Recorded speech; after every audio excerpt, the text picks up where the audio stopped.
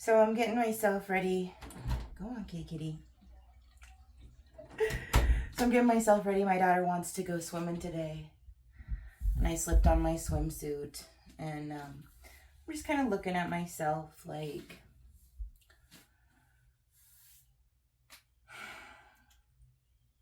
I've made a lot of progress. I've lost a lot of weight. At my highest weight, I was 330 pounds. And for my short stature, that's not good.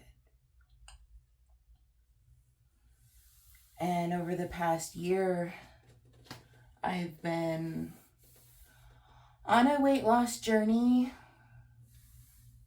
When my dad passed away,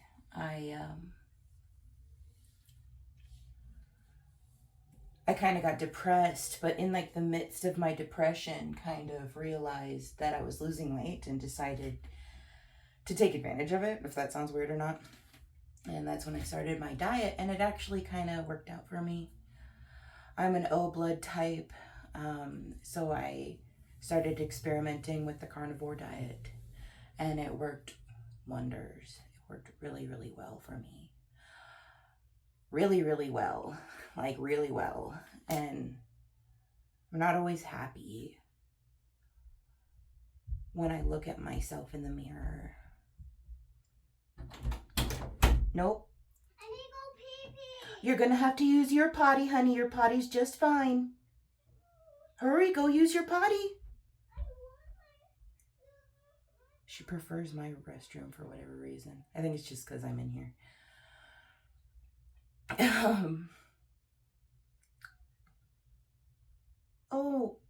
My body image. I've had 3 kids. And on top of being such a heavyweight, and so far I've lost over 100 pounds. And I'm incredibly proud of myself. I feel so much better. Day 3 of the carnivore diet, all the inflammation and like pain in my knees and feet, because I'm knock-kneed and like flat-footed, was like gone. Like every morning when I would wake up, and like the very first step every morning was like sharp pain. Day 3 of carnivore diet. Day 3. I stepped out of bed, and it was still painful. Don't get me wrong.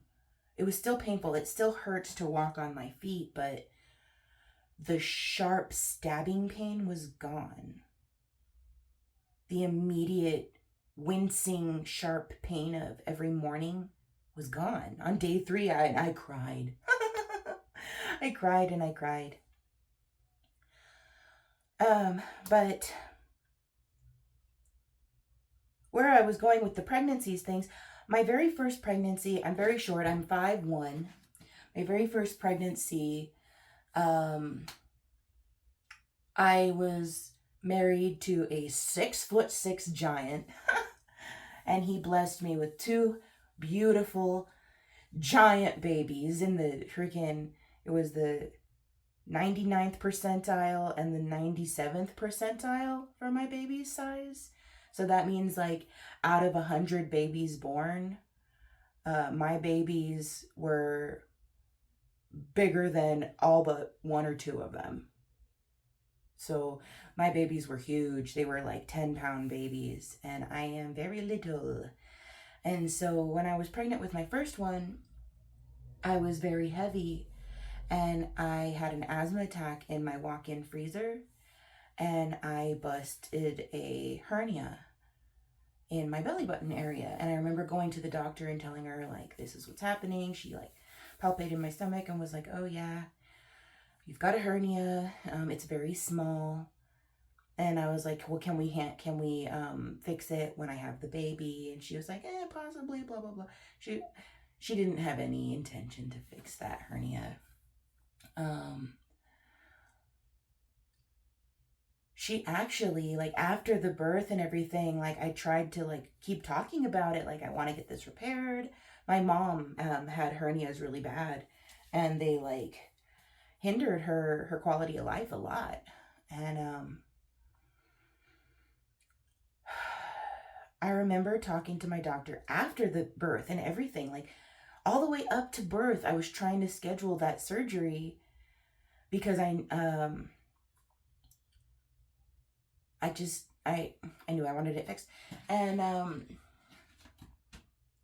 she kind of shamed me a little. She told me that it was because I was so heavy, and she said, it's just a hernia.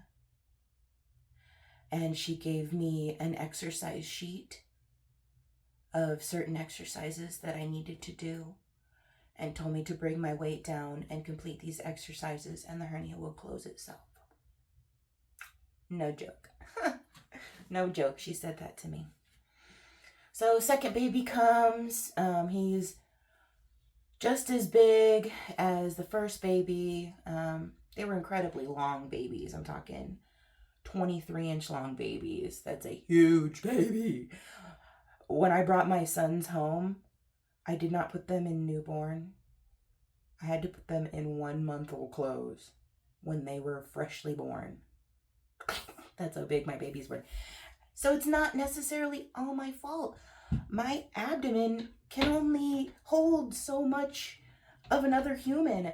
Every time I watch, please stop. Please.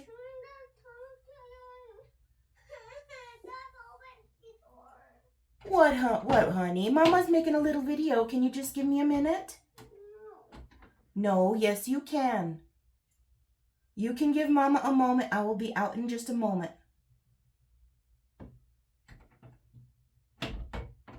Please stop picking my lock. I'm using my glasses. You're using my glasses? No, my blue glasses. Your blue glasses. Please stop. Honey, stop.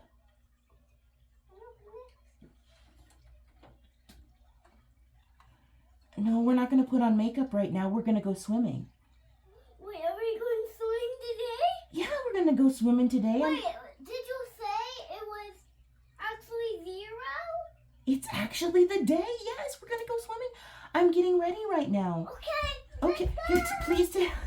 Oh, dear. What have I done? Come take your medicine, or please come take your makeup back.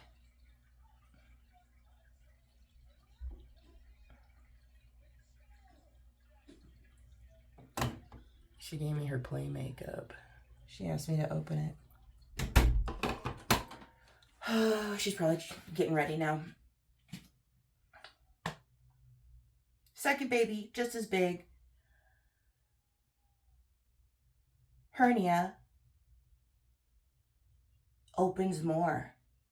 It opened more. I was very big and round when I was pregnant with my boys. My belly was like, BAM! Like, if I can, like, when I'm editing, I'll add some pictures of me with those babies in my belly. But I looked ridiculous, right? Everybody was like, you're having twins. I'm like, nope, I'm having a giant. Needless to say, I couldn't even, like, birth them out. My very first one, I labored for 36 hours because he wouldn't go down into, like, he wouldn't get into position. I was on Pitocin. I was 10 days overdue. This is the one that I got the first hernia with. Second hernia, well, it was the same hernia, but it ripped much larger this time. So at the beginning, it was probably about the size of like a fingernail. And then by the time I had my second baby and ripped it again, see what, it was, I guess, my fault. Because I was so big and round and I was down on the ground.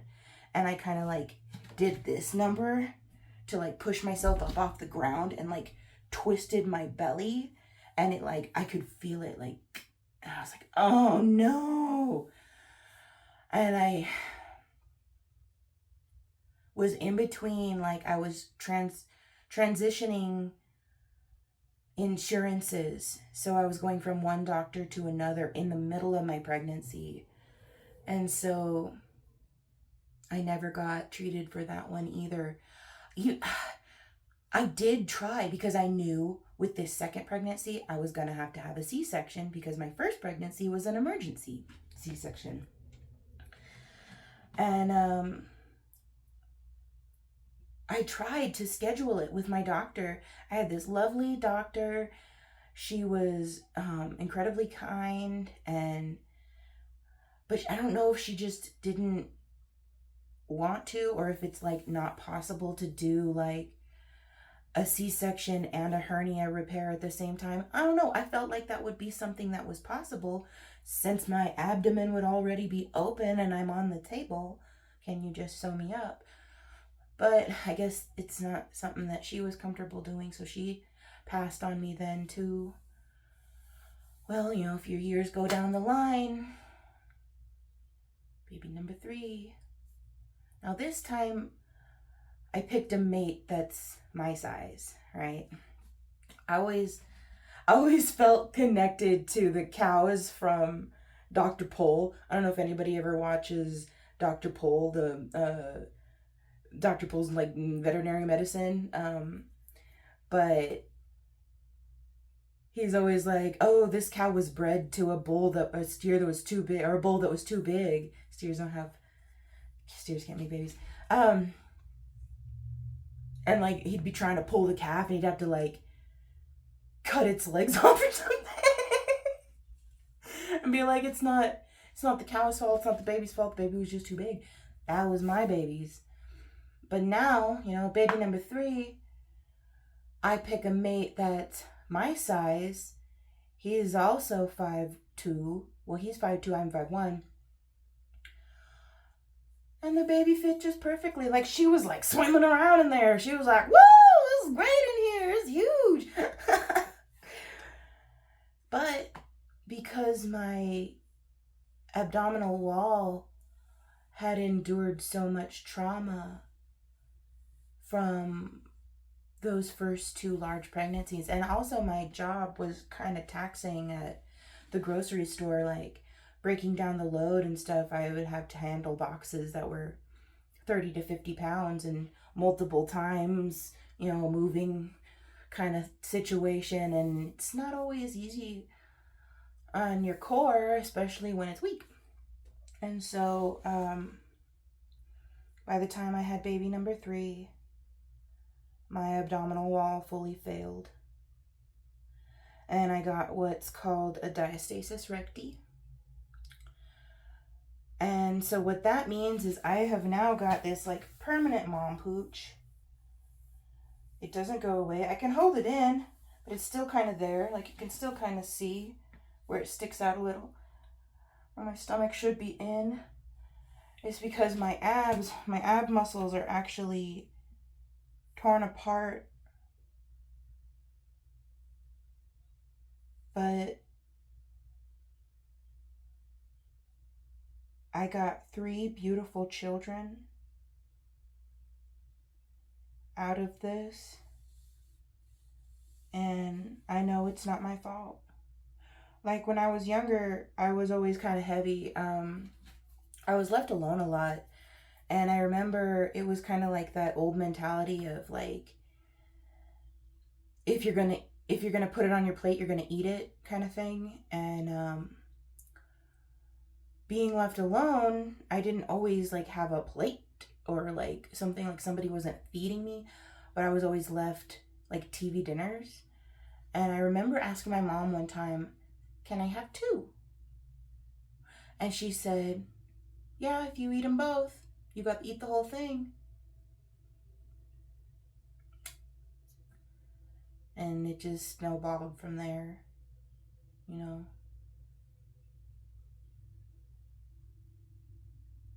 So I can remember like being told, suck in your stomach, straighten your back,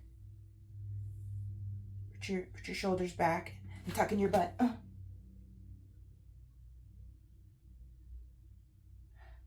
But it's not my fault. I was failed in different ways. Biologically, my fascia are weak. I have hyperflexibility. So that's what caused like my flat feet and knock knees. It also gives me a weak core and like a weak spine too. Like I'm prone to scoliosis and all that jazz. Genetic lottery. But I guess what I'm just trying to say is like I accept me and I'm gonna go swimming. Like I'm gonna go have fun. And I don't really care anymore. I used to care. I used to care about my belly like sticking out. I used to care about my butt sticking out, but now I know it's just a part of my body and it's not necessarily just who I am because it's a medical condition. And actually, I just went to the doc 2 days ago to get a referral for surgery. I'm finally gonna get my hernia repaired. I'm scheduling a hernia and diastasis repair, and I don't know why I've put it off for so long.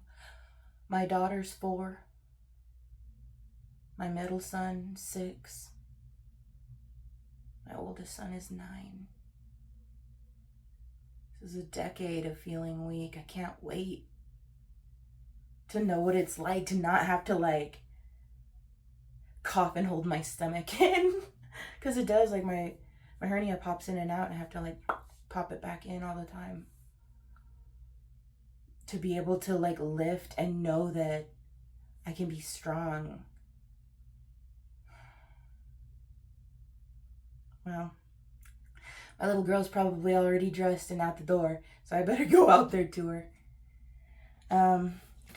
Sorry if these are boring. I'm practicing talking, practicing just being me. This is my new swimsuit. I've never had a swimsuit this small. I haven't been this small since middle school. I've always been in the 200s since middle school, so seeing that scale with a 1 at the beginning, I haven't seen that since I was like 10. So here's to new life. Here's to going swimming. Here's to real bodies, real people, real women, real moms, real struggles, real struggles. We're real, man. Might as well have fun. What are you waiting for? I'm going swimming.